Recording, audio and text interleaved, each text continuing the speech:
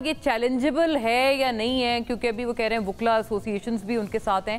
Interestingly جب اس کے حوالے سے کچھ پیٹیشنز کی گئی تھی سپریم کورٹ میں تو معزز چیف جسٹس نے کہا تھا کہ میں نہیں، اگلے جو ہوں گے لوگ وہ سنیں گے اس کو۔ اس وقت تو جب یہ پیٹیشنز کی گئی تھیں اس وقت تو اس بل کو روکنے کے لیے کی گئی، جی روکنے کے لیے، ہاں روکنے کی پیٹیشن چیلنجبل اتنی زیادہ نہیں ہے۔ جب تک کوئی چیز ہو نہ جائے، اس کو قانونی پروٹیکشن نہ مل جائے، وہ انیکٹ نہ ہو جائے، اس وقت تک پیٹیشن شاید نہیں ہو سکتی۔ جب 18ویں اور 21ویں ترمیم کی ججمنٹ آئی 2015-16 کے اندر 17 ممبر بینچ سپریم کورٹ کا تھا جس نے سنی، جس کی میجورٹی ججمنٹ اس وقت کے جسٹس عظمت سعید شیخ صاحب نے تحریر کی، جس کے اندر میجورٹی نے اس کے اوپر سائن کیا۔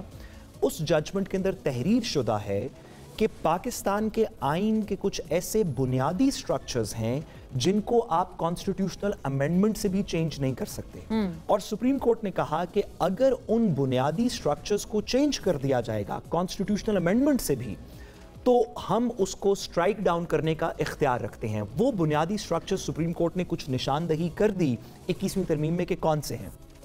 ایک ہے فنڈامنٹل رائٹس۔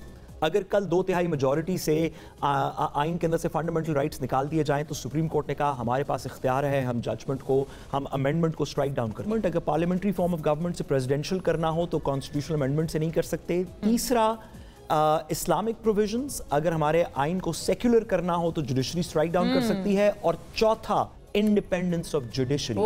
21ویں ترمیم کی ججمنٹ میں یہ تحریر شدہ ہے کہ اگر کوئی آئین کی ترمیم انڈیپینڈنس آف جوڈیشری کو کمپرومائز کرتی ہے تو سپریم کورٹ کے پاس اختیار ہے کہ وہ اس کو سٹرائک ڈاؤن کر دے۔ میرے خیال میں اس کیس کے اندر ایفیکٹو ٹیسٹ یہ ہوگا کہ کیا جب حکومت کے پاس یہ اختیار ہے کہ وہ آربٹریریلی کسی ایک شخص کو 2 جج صاحبان کو سکپ کر کے نمبر 3 کو 4 کو چیف جسٹس بنا دے، یا حکومت کے پاس یہ اختیار ہے کہ وہ اپنی مرضی سے کانسٹیٹیوشنل بینچ بنا دے، تو یہ جوڈیشل انڈیپینڈنس کے، عدالتی انتظامات کے، ججز کی انڈیپینڈنس کے خلاف ہے۔